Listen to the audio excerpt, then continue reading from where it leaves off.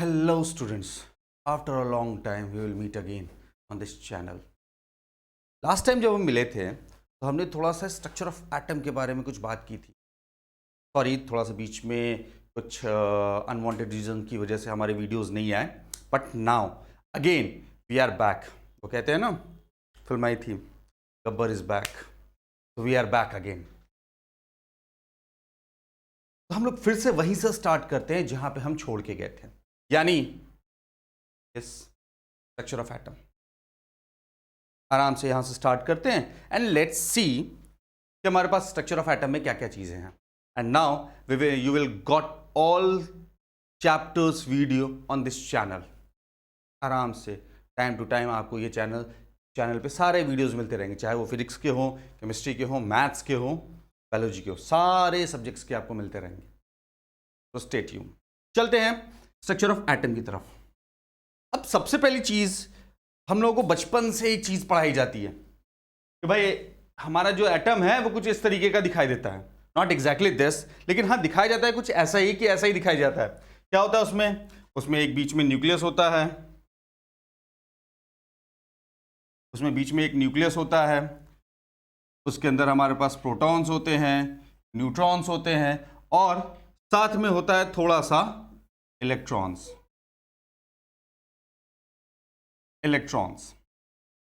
लेकिन क्या आपको मालूम है एग्जैक्टली कि आखिर ये जो हमारे पास स्ट्रक्चर ये जो दिखाई देता है, एग्जैक्टली हम यहां तक पहुंचे तो पहुंचे कैसे?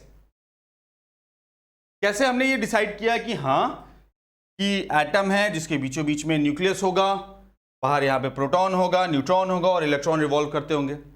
तो इसके पीछे कई सारे हमारे साइंटिस्ट हैं जिनका इन्वेंशन क्या कहूं, या कई सारे साइंटिस्ट हैं जिनकी कुछ ना कुछ डिस्कवरीज हैं, कुछ ना कुछ एक्सपेरिमेंट्स हैं, जो उन्होंने टाइम टू टाइम एक्सपेरिमेंट्स करते गए और जो जो उनके हिसाब से चीजें आती गई, आउटकम आती गई, उसके बेसिस पे ये बनाते गए।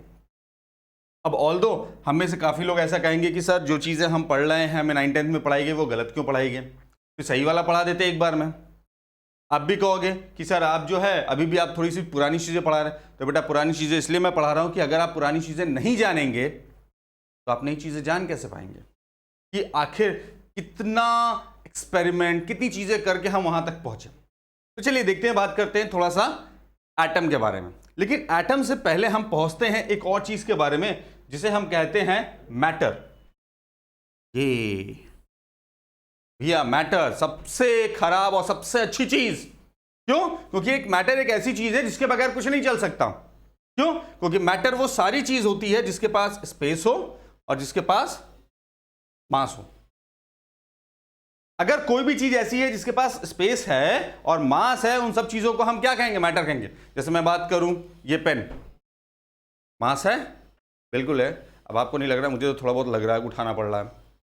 साथ में क्या है? स्पेस भी ऑक्यूपाई कर रहा है। कुछ सिलेंड्रिकल शेप दिखाई दे रहा है, आगे कौन है और पीछे कुछ अजीब सा शेप है, कुछ सिलेंड्रिकल टाइप का ये शेप दिखाई दे रहा है, तो इसका वॉल्यूम हम निकाल सकते हैं। तो इसने वॉल्यूम भी कैरी कर लिया, इसने क्या किया? मास भी कैरी कर लिया। तो हमने इसको क्या कहा कि ये एक मैटर है। मैटर किससे बनता है? मैटर बनता है सिर्फ और सिर्फ एटम से।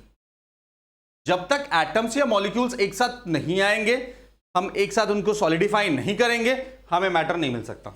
अब जरूरी नहीं है कि सिर्फ सॉलिड ही हमारे पास मैटर है। हमारे पास लिक्विड होगा वो भी मैटर होगा, हमारे पास गैस होगा वो भी मैटर होगा। क्यों? क्योंकि उनके पास भी स्पेस है, वो भी क्या करते हैं?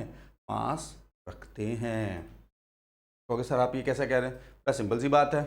आप एक परफ्यूम की बोतल ले लो, के अंदर वो आता है ना आजकल फॉग, बिना गैस वाला, ठीक है? तो आपने फॉग ले लिया तो क्या हुआ आपके पास? वो फॉग वाला दिखाई दे रहा है, उसके अंदर लिक्विड है। आप उसको जरा वजन करके देख लीजिए कि कुछ उसके अंदर वेट है कि नहीं है, और उसको फिर आप क्या कीजिए? स्प्रे करके देख लीजिए, वॉल्यूम भी दिखाई दे रहा है कि आपको नहीं दिखाई दे रहा। या आप एक और बड़ा आसान सा एक्सपेरिमेंट कर सकते हैं। टेक अ बलून और उसको ऐसे वेट बॉक्स पे रखिए, जरा वजन कर लीजिए कि उसका कितना आता है, और फिर क्या कीजिए? उसके अंदर एयर ब्लो कर दीजिए, बंद कीजिए और फिर वजन कीजिए। दोनों के मासेस में, दोनों के वेट्स में डिफरेंस आएगा। क्यों? क्योंकि पहले बार में उसके अंदर कुछ नहीं था, अब क्या है उसके अंदर? एयर मौजूद है। Got it? तो इसकी वजह से क्या होता है उसके, यानी हमारे एयर के पास मास भी है, हमारे एयर के पास वॉल्यूम भी है, तो हम एयर को भी मैटर कहते हैं। आगे चलते हैं। अब एग्जैक्टली अगर हम बात करें तो एटम्स हमारा है क्या? Atoms is nothing but the building block matters. जैसे हम सेल के बारे में कहते हैं ना, cell are the functional and structural unit of body या ऑफ ऑर्गेनिज्म, उसी तरीके से हम कहते हैं atoms are building block of matters. यानी अगर आपने मैटर बनाया है तो मैटर कैसे बनेगा? जब तक आपके पास एटम्स नहीं होगा आप मैटर नहीं बना सकते। तो आपको क्या करना जरूरी है? आपको जरूरी है कि आप क्या करो, एटम्स को पकड़ो, मॉलिक्यूल्स को पकड़ो और उससे बनाओ आप अपना मैटर। ठीक, आई होप ये चीजें आपको क्लियर हो गई होंगी। आसान सी चीजें हैं, आगे चलते हैं। अब सबसे पहले जब हम बात करते हैं कि आखिर एटम के बारे में हमें बताया किसने, तो हमारे ध्यान में सिर्फ एक चीज आती है, क्योंकि बचपन से हमें एक ही चीज पढ़ाई गई है कि डाल्टन साहब थे, डाल्टन साहब ने हमें एटम के बारे में बताया, तो हम डाल्टन साहब को फादर ऑफ एटम मान लेते हैं। बट ऐसा नहीं है। डाल्टन सर के पहले भी 2 लोग थे जिन्होंने मैटर के एटम के बारे में बताया। सॉरी, कौन कौन थे? सबसे पहले तो हमारे पास महर्षि कणाद, हमारे महर्षि हैं भाई, उन्होंने भी बहुत कुछ हमें एटम के बारे में बताया है। वो पहले थे। अब वो तो महर्षि थे, अब महर्षि की बातों को हम कितना माने कितना ना माने वो हमारी रिचुअल्स हैं। अब आप में से कुछ लोग होंगे वो कहेंगे कि हम महर्षि की बातों को क्यों माने। मैं कहूँगा ठीक है भाई, मत मानो। लेकिन एक और साइंटिस्ट थे हमारे पास जिन्होंने एटम के बारे में बताया, और इन्होंने ये बताया था 450 BC। डेमोक्रेटस, इन्होंने सबसे पहले एटम के बारे में बताया था, और इन्होंने कहा था क्या? He pounded up material in his pestle and mortar until he had reduced them to smaller and smaller particles, which he called atom. उन्होंने क्या, उन्होंने ज्यादा कुछ उनके पास था नहीं भाई। 450 BC, 460 BC क्या हो, उस समय क्या था साइंस के पास? कुछ नहीं था, कोई मशीन्स नहीं थी। उन्होंने क्या था? Pistol motor. अरे वो घर में वो रखा होता ना सिलबट्टा, जिसमें मम्मी लोग कभी कभी वो मसाले वसाले कूट लेती हैं, वैसा ही उन्होंने लिया था। उन्होंने उसको पीसना स्टार्ट किया और तब तक पीसते रहे चीजों को जब तक कि वो सबसे छोटे पार्टिकल में कन्वर्ट नहीं हो गया। और जो सबसे छोटा पार्टिकल था उसको उन्होंने नाम क्या दिया? एटम, जिसका ग्रीक में मतलब होता है individual. In Greek the atom means individual, यानी अगर आप अकेले हैं तो आप एटम हैं। समझे? तो ये ग्रीक से स्टार्ट होता है। Got it? चलिए थोड़ा आगे चलते हैं। अब बात आती है डेमोक्रेटस की, जो उन्होंने 460 BC में बात किया था। उन्होंने क्या किया? सीधा सीधा इतना कहा कि एटम वो पार्ट है मैटर का जिसको फर्दर डिवाइड नहीं किया जा सकता। और जॉन डाल्टन ने काफी हद तक इनके आइडियाज चुराए थे। ठीक, तो बहुत सारी, जब हम 450 BC में आए और हम आ गए अब 19th सेंचुरी यानी 1800 to 1900 वाले में, तब तक तो साइंस ने बहुत कुछ बूम कर लिया, बहुत कुछ हमारे सामने दिखाई दे गया। बहुत सारी मशीन्स आ गई, बहुत सारे हमारे पास थिंग्स आ गए, और हमने क्या किया?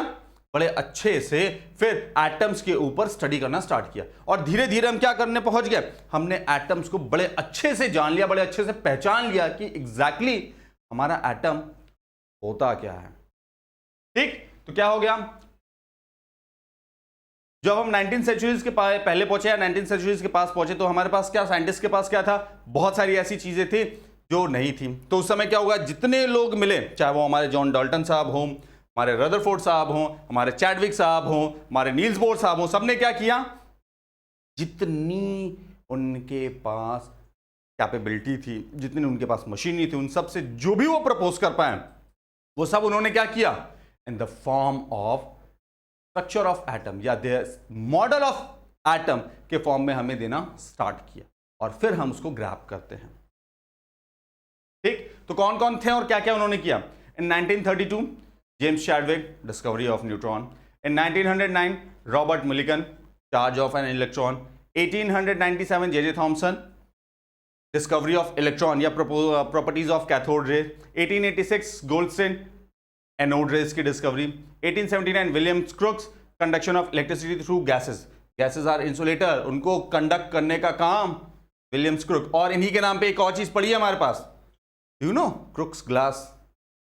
ये क्रुक्स ग्लास इन्हीं विलियम क्रुक्स के नाम पे पड़ी है। Then 1830 Michael Faraday, electric nature of matter. 1808 John Dalton, atomic theory of matter. तो हमारे पास अगर स्टार्टिंग से हम बात करें तो हमारे पास क्या क्या है बेटा, इस 1808 से हमने जो जर्नी स्टार्ट की वो 1932 तक जाके डिस्कवरी ऑफ न्यूट्रॉन पे एक जगह आके रुकी। अब इसकी अगर मैं बात करूं तो ये है हमारा एंशिएंट स्ट्रक्चर ऑफ एटम। तो आप कहोगे सर एंशिएंट और मॉडर्न में क्या डिफरेंस है?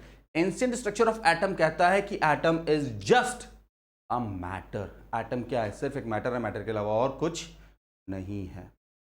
लेकिन मॉडर्न एटॉमिक स्ट्रक्चर क्या कहता है? भैया एटम सिर्फ एटम नहीं है, सिर्फ मैटर नहीं है।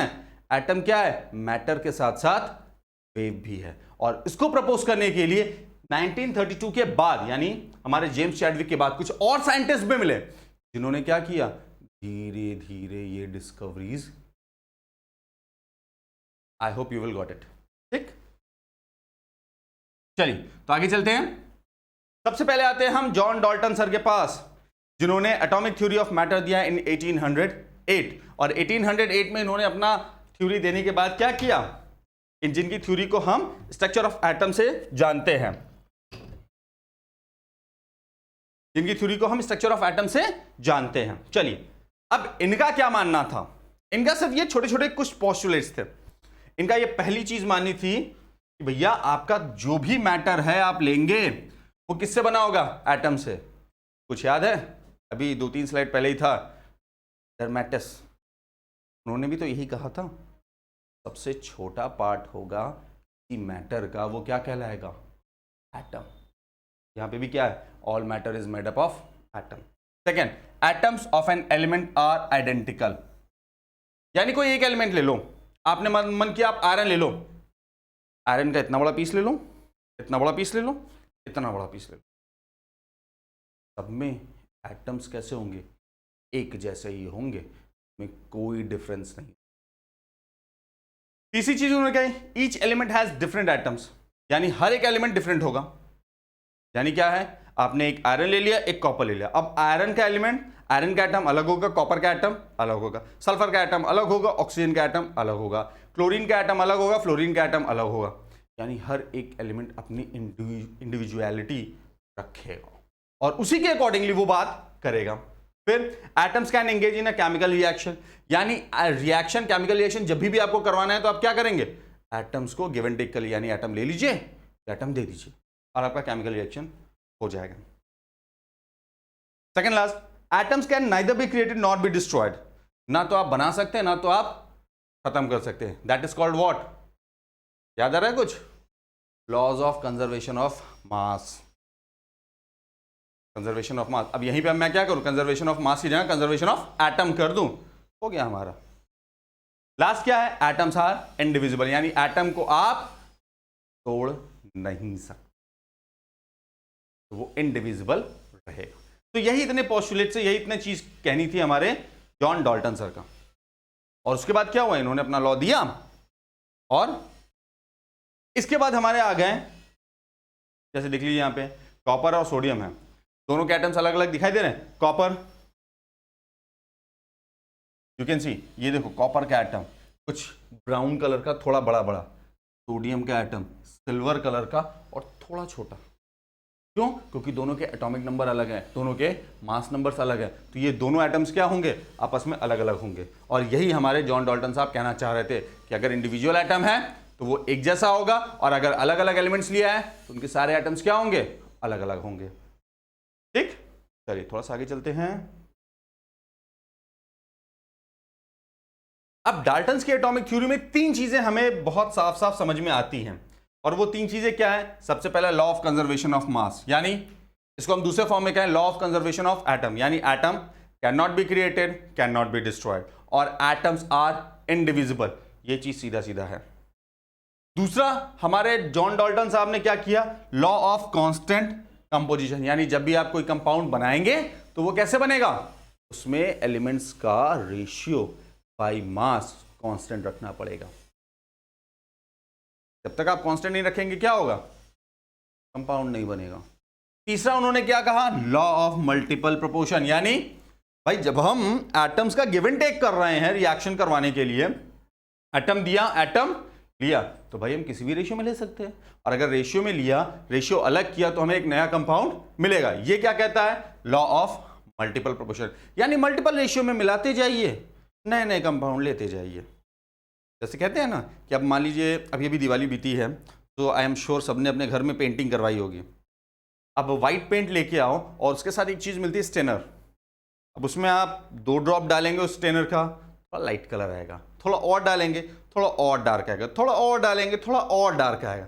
यानी जैसे जैसे आप उसके अंदर बढ़ाते जाएंगे रेशियो, वैसे वैसे उसके कलर्स चेंज होते जाएंगे। यहां पे भी कुछ ऐसा ही है। आपने क्या किया? एक एटम को कांस्टेंट किया, दूसरे एटम का रेशियो चेंज किया, रेशियो बढ़ाया, क्या मिला आपको? हमेशा हर बार नया नया कंपाउंड मिलता चला गया। अब जैसे देख लो, मैंने नाइट्रोजन और ऑक्सीजन को 1:1 के रेशियो में मिलाया, मुझे मिला NO। मेरा मन किया, मैंने नाइट्रोजन को 2 ले लिया, ऑक्सीजन को 1 ले लिया, N2O। थोड़ा और कुछ मन किया, चलो यहां तक भी ठीक था।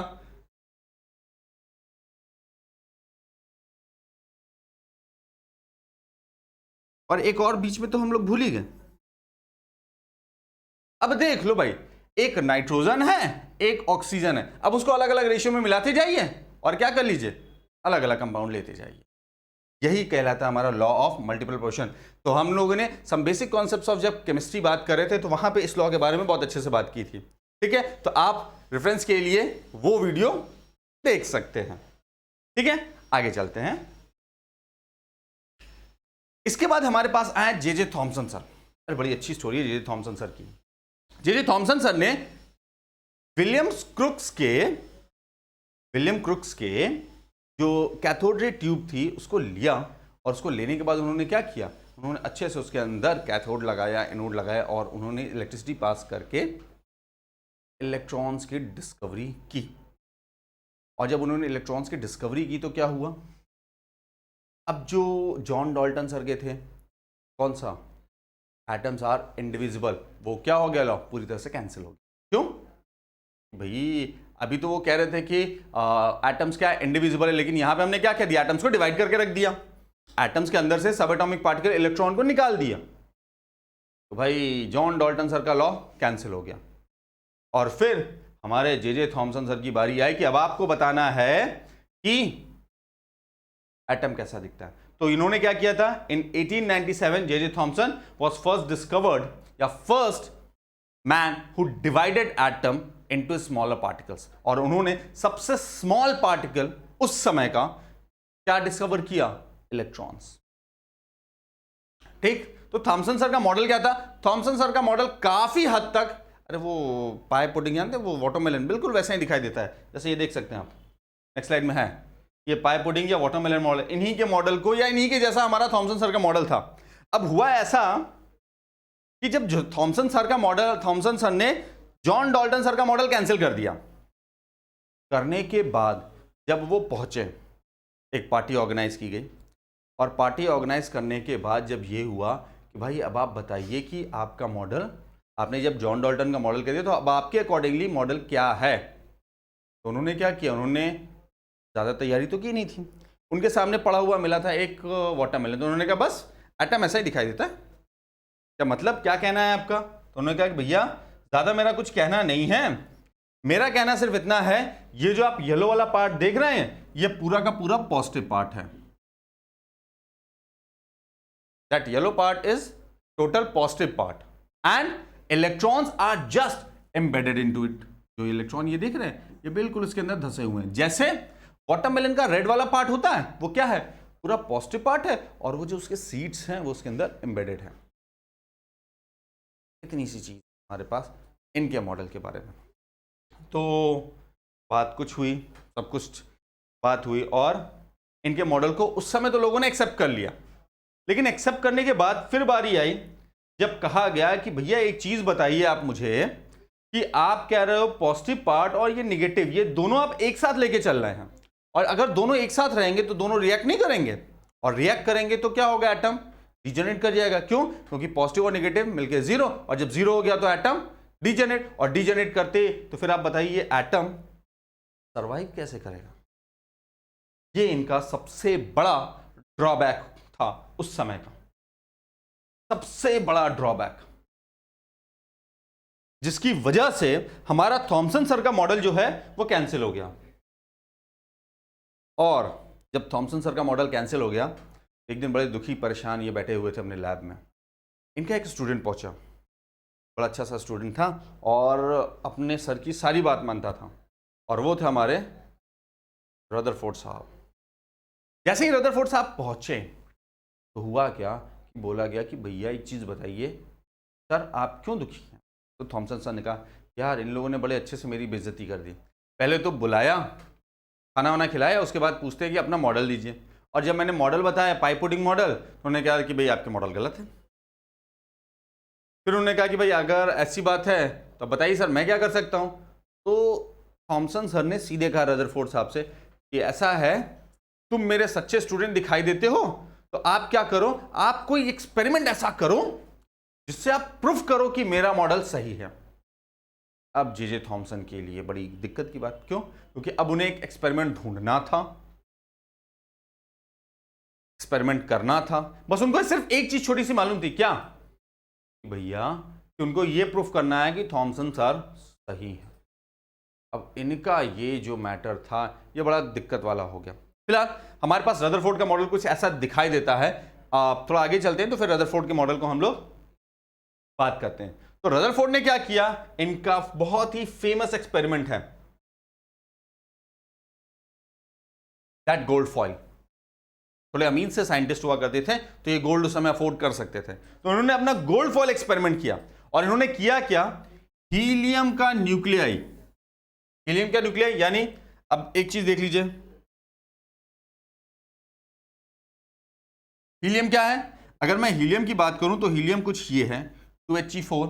अब इसके पास क्या है बेटा, 2 प्रोटॉन होता है, 2 इलेक्ट्रॉन होता है और 2 न्यूट्रॉन होता है। ये तीनों चीजें 2-2 हैं। अब हमें क्या करना है, इसमें से ये 2 इलेक्ट्रॉन जो है इसको बाहर निकाल देना है। तो अब हमारे पास बचा क्या, हमारे पास आया 2He4 जिसके ऊपर 2 पॉजिटिव चार्ज है। इसको फर्दर नाम दिया जाता है अल्फा पार्टिकल।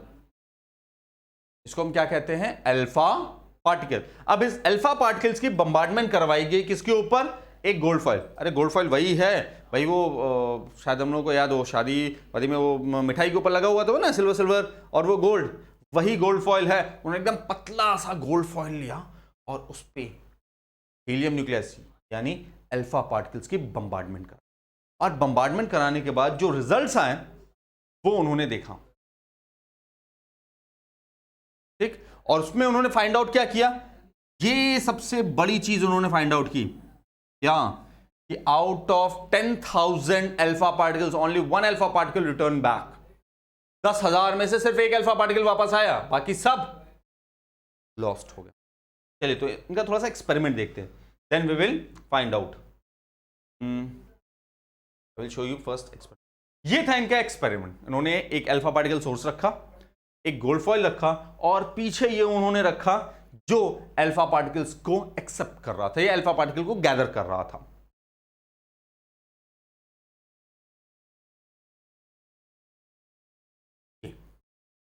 ठीक है, लीड ब्लॉक, अल्फा पार्टिकल्स गए, उन्होंने वो लगाया और वो अल्फा पार्टिकल्स को गैदर करता हुआ दिखाई दे रहा है कि कैसे कैसे अल्फा पार्टिकल्स को लिया जा रहा है। ठीक है, अब आते हैं हम थोड़ा सा कि आखिर इस समय उन्होंने किया क्या।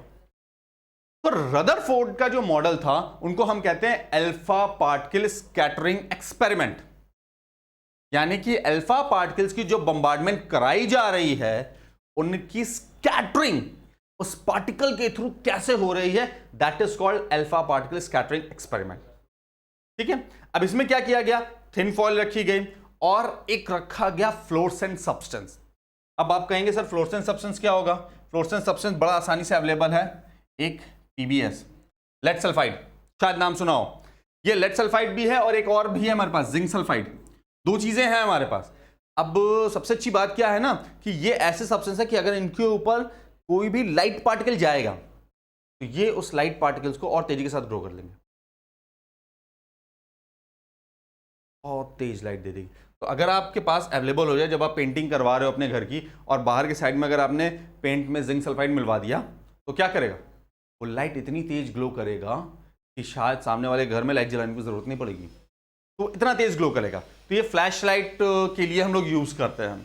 तो क्या हुआ, जब भी अल्फा पार्टिकल्स इनसे कोई टकराता था, they will give a flash light, तुरंत तुरंत एक फ्लैश लाइट देता था। ठीक, तो उन्होंने जो अल्फा पार्टिकल का एक्सपेरिमेंट किया उसके थ्रू इनको मिला क्या क्या। इनको सबसे पहली चीज मिली कि most of the alpha particle जो थे सीधे निकल गए, पहली चीज। दूसरा, very less alpha particles are deviated from their path, यानी कि थोड़े से जो थे अपने पाथ से थोड़ा डेविएट हो गए। और तीसरा, 1 आउट ऑफ 10,000 जिस रास्ते से गए उसी रास्ते से वापस आ गए।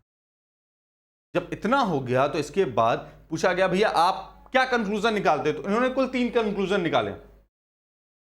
कंक्लूजन क्या क्या निकाला, पहला, most of the alpha particle क्योंकि वो सीधे सीधे चले गए इसलिए एटम इज एम्प्टी, यानी मैक्सिमम पार्ट एटम का क्या है, वैकेंट है।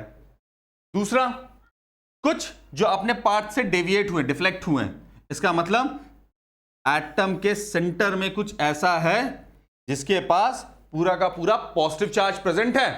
क्यों ऐसा हुआ, क्योंकि भैया आपका अल्फा पार्टिकल क्या था, उसके ऊपर 2 पॉजिटिव चार्ज था। अब इस 2 पॉजिटिव चार्ज को सिर्फ पॉजिटिव चार्ज ही ना डिफ्लेक्ट कर सकता है, अगर नेगेटिव चार्ज होता तो क्या करता, अट्रैक्ट कर लेता।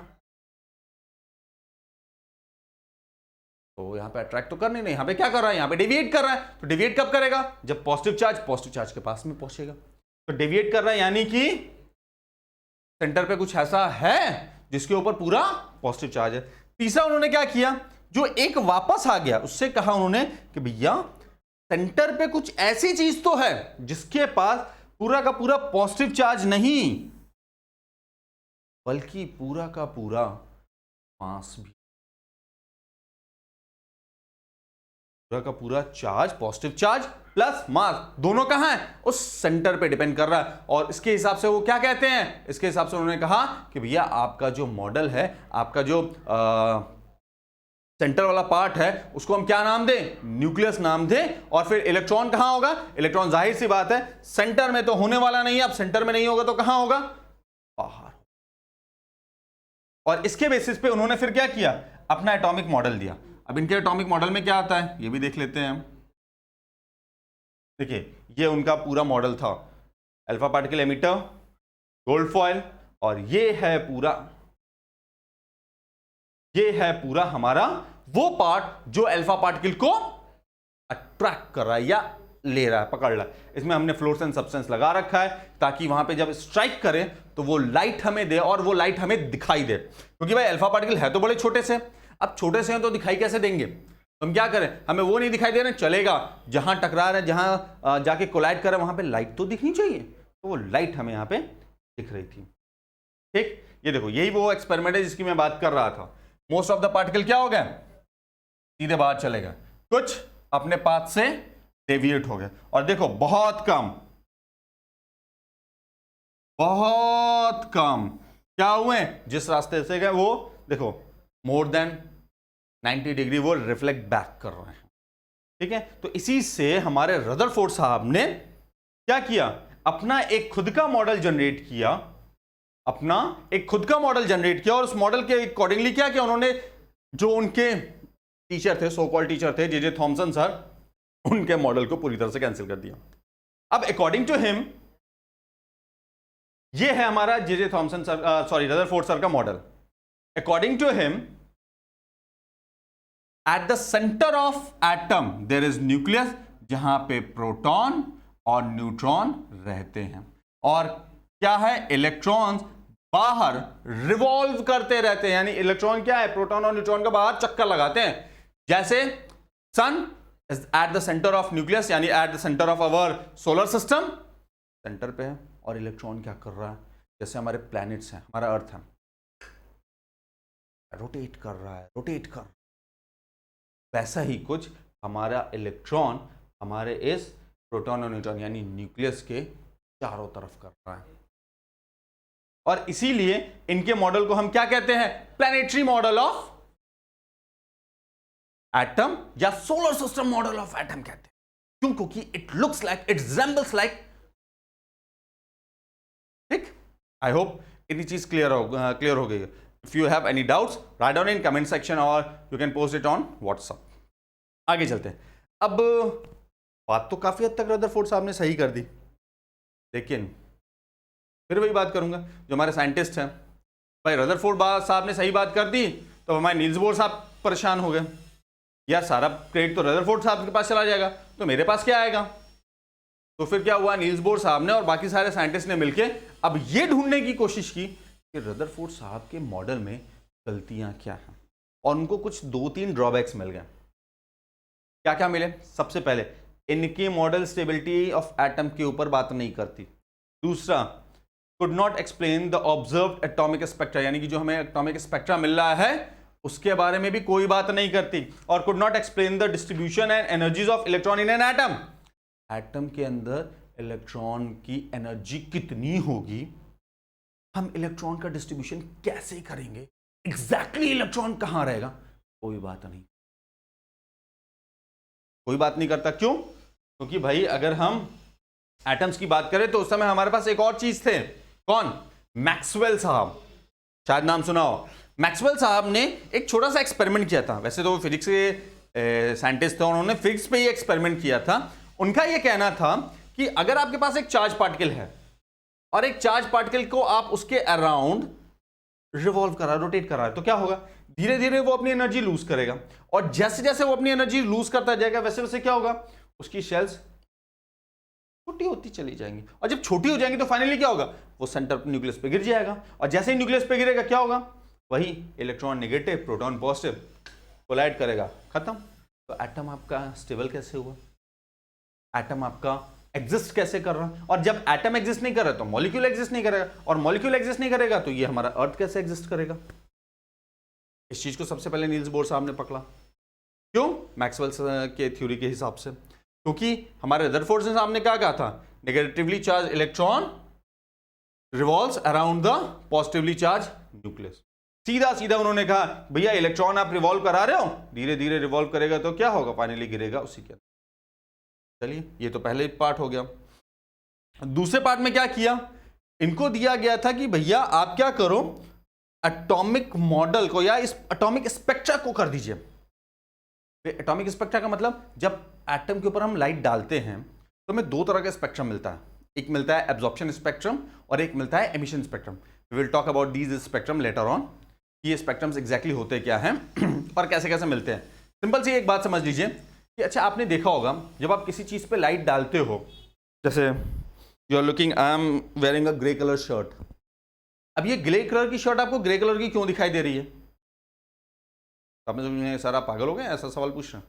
नहीं भाई सही सवाल है कि आपको ये ग्रे कलर की शर्ट ग्रे कलर की क्यों दिखाई दे रही है। तो आप कहोगे कि सर ग्रे कलर की इसलिए नहीं, ये ग्रे कलर का आपको ग्रे कलर इसलिए दिखाई दे रहा है because when white lights falls on it, ये चारों तरफ लाइट्स मैंने लगा रखी है, तो ये जब व्हाइट लाइट इसके ऊपर फॉल कर रहा है ये ग्रे कलर की लाइट को छोड़ के बाकी सब एब्जॉर्ब कर ले, और ग्रे कलर की लाइट ये एमिट कर दे रहा।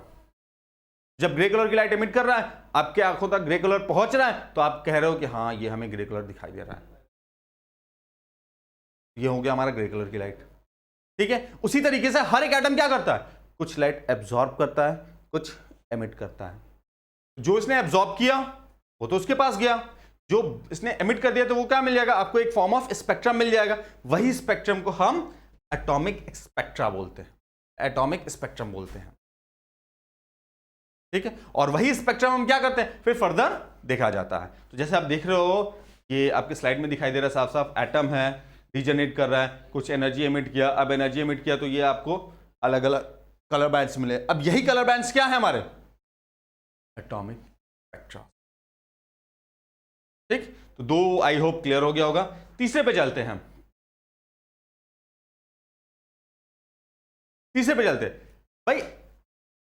रदरफोर्ड साहब का तो बढ़िया से था कि उन्होंने क्या कहा, उन्होंने कहा कि भाई आपके पास क्या है, सिंपल सा इलेक्ट्रॉन है जो रिवॉल्व करेगा। तो भाई अगर आपके पास 2 इलेक्ट्रॉन है, सपोज कीजिए मैंने एक एटम बना लिया, एक मैंने यहां पे प्रोटॉन बनाया और न्यूट्रॉन बनाया, न्यूक्लियस बना दिया, और मैंने क्या किया एक शेल बनाया, इसमें मैंने 2 इलेक्ट्रॉन रख दिए, रिवॉल्व कर रहा है। मेरे पास तीसरा चौथा दो और इलेक्ट्रॉन है, अब मैं इन्हें कहाँ रखूँ? चलिए आप में से कुछ लोगों ने कहा सर इसी में रख दीजिए। चलिए मैंने तीसरा भी रख दिया, चौथा भी रख दिया। फिर मेरे पास दो और हैं, पांचवा भी रखा, छठवां भी रखा, सातवां भी रखा, आठवां भी रखा, नौवां भी रखा, 10वां भी रखा। भाई कितने इलेक्ट्रॉन रखूंगा मैं यहाँ पे? और अगर मैं इलेक्ट्रॉन इतने ज्यादा रखूंगा भी तो होगा क्या? इनके बीच में रिपल्शन नहीं लगेगा, इनके बीच में रिपल्शन नहीं लगेगा, इनके बीच में रिपल्शन नहीं लगेगा। और जब रिपल्शन लगेगा तो क्या होगा? इसकी एनर्जी बढ़ेगी कि घटेगी? तो बढ़ेगी। और एनर्जी बढ़ गई तो अल्टीमेटली एटम खत्म। और जब एटम खत्म तो फिर से वही आएगा, भैया एटम खत्म तो मॉलिक्यूल खत्म, मॉलिक्यूल खत्म तो आप हमारे अर्थ को कैसे स्टेबलाइज करेंगे? तो फिर इनका मॉडल में ये भी एक बहुत बड़ा ड्रॉबैक आ गया। तो फिर जब इनका मॉडल ड्रॉबैक में आ गया तो फिर क्या किया गया? इनका मॉडल भी कैंसिल किया गया। और तब तक हमारे पास कुछ और साइंटिस्ट आ चुके थे और उन्होंने क्या स्टार्ट कर दिया था? उन्होंने dual behaviour of element start कर दिया था। यानी वो अब इस बात पे कोशिश कर रहे थे कि भैया आपके पास जो एटम है वो मैटर तो है ही साथ वेव्स का भी प्रॉपर्टी रख रहा है। और उसमें सबसे पहले जो थे हमारे पास वो थे प्लैंक साहब। तो प्लैंक साहब आए अपनी क्वांटम थ्योरी के साथ, और क्वांटम थ्योरी के साथ आते ही उन्होंने क्या किया? कहा कि भाई अब तो जो भी है एटम मैटर के साथ साथ वेव की भी प्रॉपर्टी रखेगा। और उन्होंने क्या किया? उन्होंने कुछ छोटी छोटी चीजें ऑब्जर्व की और ऑब्जर्व करके बताई। तो सबसे पहले उन्होंने क्या कहा? उन्होंने सबसे पहले पकड़ा एक मैटर वेव को, और मैटर वेव को पकड़ने के बाद उन्होंने क्या किया? उसमें दो चीजें फाइंड आउट की। क्या क्या फाइंड आउट किया? भाई अगर आपके पास एक वेव है तो उसमें क्या होगा? फ्रीक्वेंसी होगी और वेवलेंथ होगा। तो वो हो गई उसकी फ्रीक्वेंसी और वेवलेंथ हो गए इन द फॉर्म ऑफ लैम्डा। ये दो चीजें उसके पास होंगी। और अगर आपके पास फ्रीक्वेंसी है और आपके पास वेवलेंथ है तो आप क्या कर सकते हैं? कैलकुलेट कर सकते हैं उसकी एनर्जी। कैसे? E is equal to H nu या E is equal to H C upon में लैम्डा। यहां पे H क्या है? प्लैंक्स क्वांटम है, नंबर है, या प्लैंक्स कांस्टेंट है जिसकी वैल्यू ये है। C स्पीड ऑफ लाइट है, लैम्डा वेवलेंथ है और म्यू फ्रीक्वेंसी। तो अब आप दोनों में से जो फॉर्मूला चाहें वो फॉर्मूला आप यूज कर सकते हैं कैलकुलेट करने के लिए। ठीक, तो उनका सबसे पहला चीज ये कहना था कि भाई अगर आपके पास कोई एटम है और वो क्या चाहता है? वो चाहता है एनर्जी एब्जॉर्ब करना या एनर्जी एमिट करना। तो वो एनर्जी एब्जॉर्ब एमिट कैसे करेगा? इन स्मॉल पैकेट्स, छोटे छोटे packets, and that packets are called quanta. जैसे हम लोग हैं, हम लोग खाना खाते हैं। अच्छा तो क्या आप एक रोटी पूरा एक साथ खा लेते हो? ऐसा रोटी उठाया, उसमें पूरा ऐसा सब्जी रखा, कैपेसिटी नहीं इतना मुंह भरने की, तो हम क्या करते हैं? उसका छोटा सा एक बाइट बनाते हैं और बाइट बना के फिर मुंह में रखते हैं। उसी तरीके से इलेक्ट्रॉन भी करता है या एटम भी करता है। उसको इतनी एनर्जी एब्जॉर्ब करनी, यानी मान लीजिए उसको 5000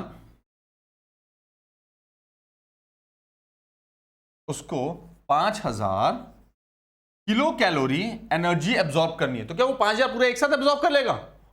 नहीं, वो क्या करेगा कि भैया वो कहेगा इसको 10 पार्ट में डिवाइड कर दो, यानी मैं 500 के 10 पैकेट एब्जॉर्ब कर लूंगा। तो ये जो छोटा ये 500 हुआ, ये क्या हुआ?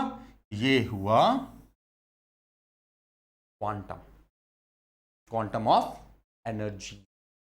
और इसी के फॉर्म में अब वो धीरे धीरे क्या होने लग गया? बात करने लग गया। ठीक, आई होप ये चीज क्लियर हो गई होगी।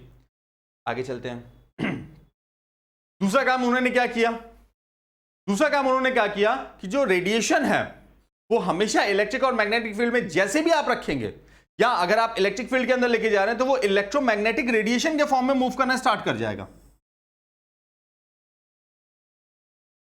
और जैसे ही वो एक्सटर्नल इलेक्ट्रिक फील्ड या मैग्नेटिक फील्ड के अंदर आएगा, इट विल गेट एक्सेलरेटेड, यानी या तो वो फास्ट हो जाएगा या कम हो जाएगा।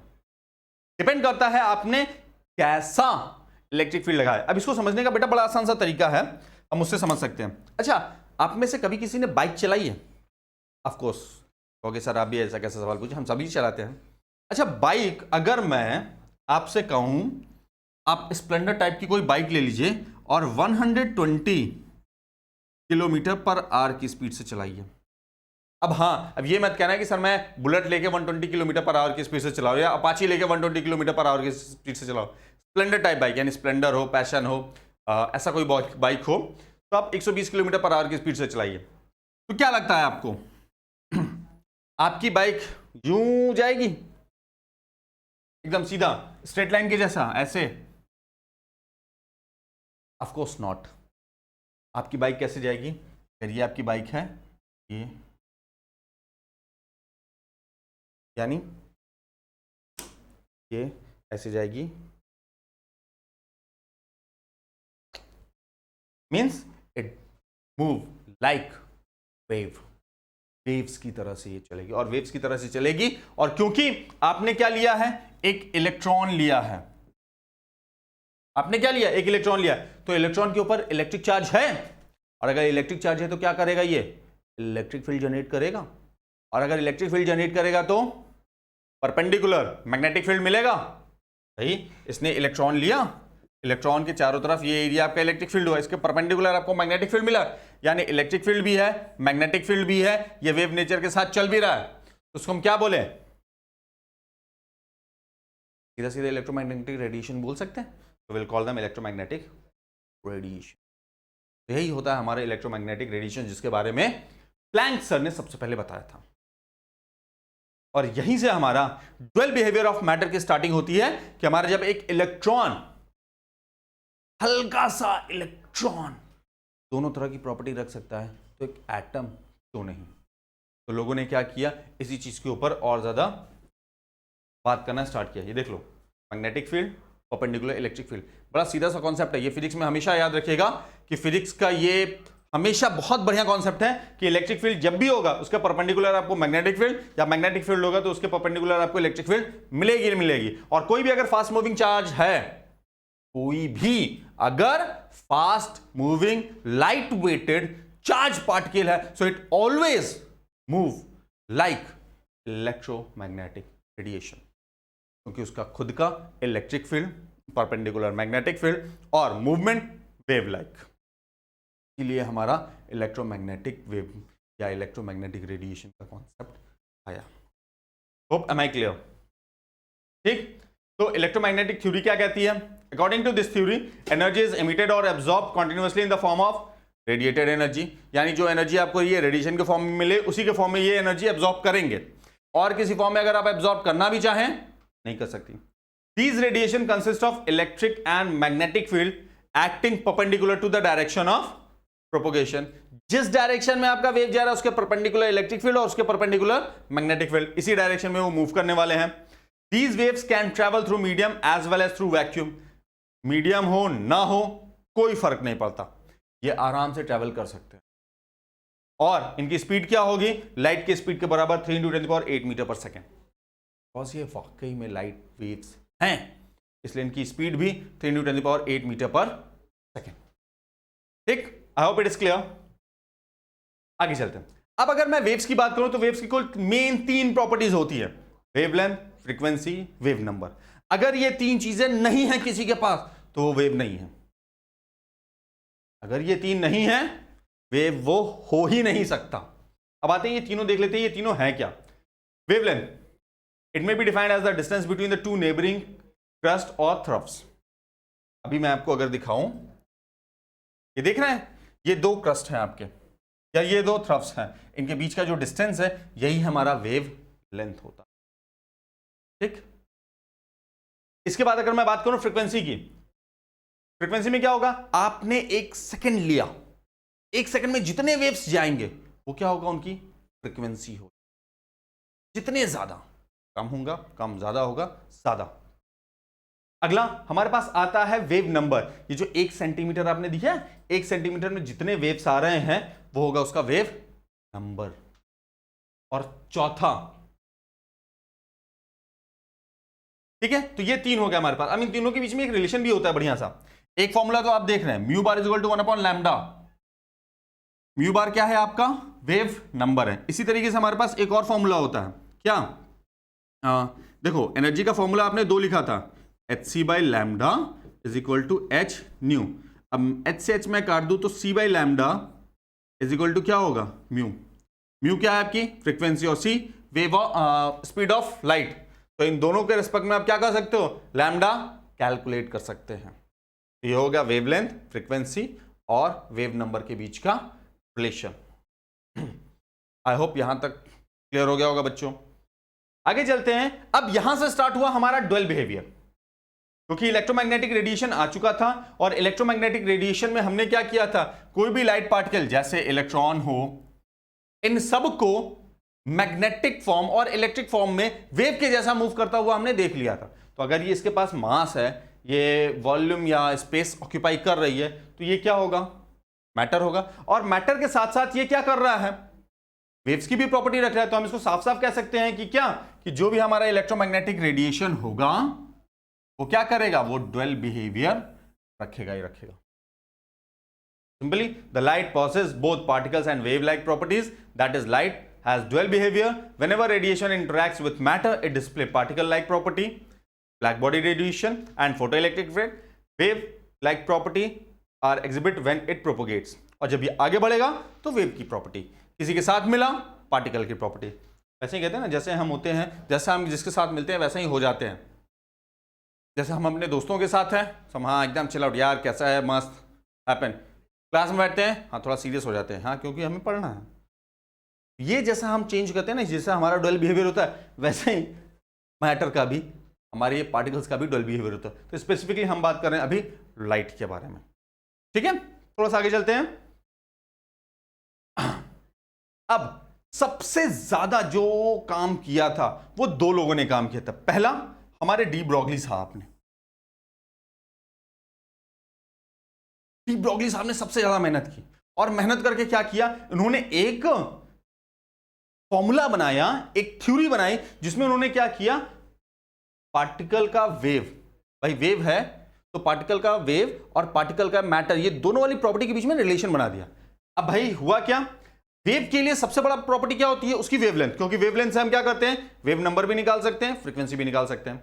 और मैटर के लिए सबसे अच्छी चीज क्या होती है, उसका मोमेंटम यानी वेलोसिटी और उसका मास। तो डी ब्रॉगली साहब ने क्या किया, इन दोनों को मिक्स किया, एक रिलेशन बनाया और हमारे सामने रख दिया।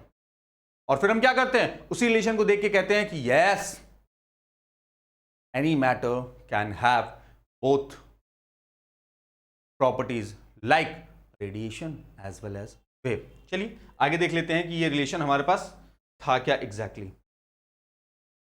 The wave nature of electron, electron का सबसे पहले हम आते हैं वेव नेचर, जिसको देने वाले थे हमारे पास 1925 में लुइस डी ब्रॉगली, जिनकी पीएचडी पब्लिश हुई थी उस समय।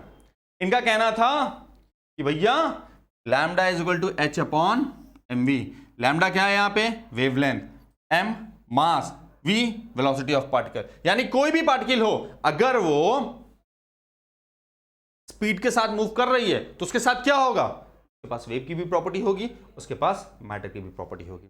जैसे कहा था, a crucial element of his dissertation is that electron wave like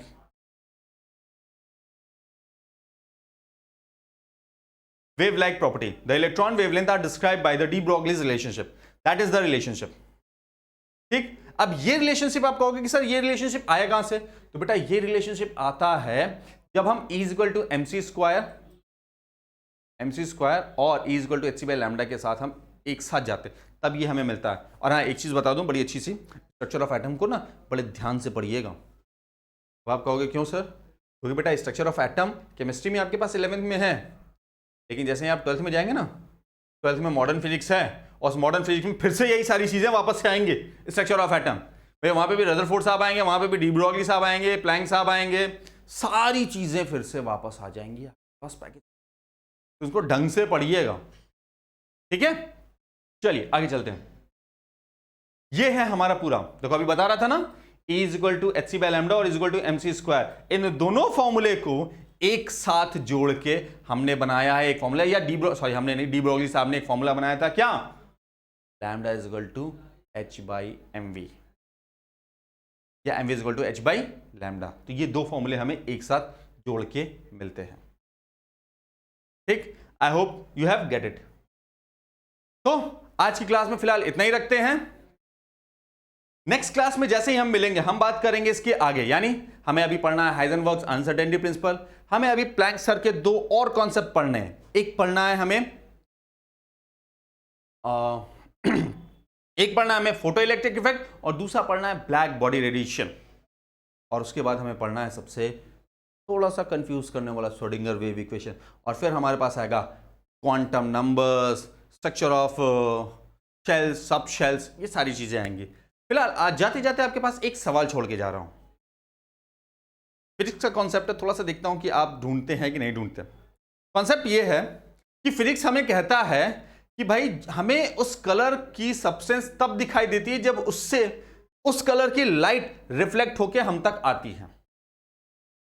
यानी आपको कोई चीज रेड क्यों दिखाई दे रही है? क्योंकि रेड कलर की लाइट वहां से रिफ्लेक्ट होकर आपके पास तक आती है। व्हाइट क्यों दिखाई दे रही है? क्योंकि सारी लाइट्स वहां से रिफ्लेक्ट होकर आ रही है। ब्लैक क्यों दिखाई दे रही है? क्योंकि वो कुछ रिफ्लेक्ट नहीं कर रहा। मेरा सवाल यहीं से बनता, हमने कहा कि ब्लैक कुछ भी रिफ्लेक्ट नहीं करता, कुछ भी एमिट नहीं करता। अगर ब्लैक ने कुछ एमिट किया ही नहीं, कुछ रिफ्लेक्ट किया ही नहीं, तो हमारी आंखों तक कौन सी लाइट पहुंची?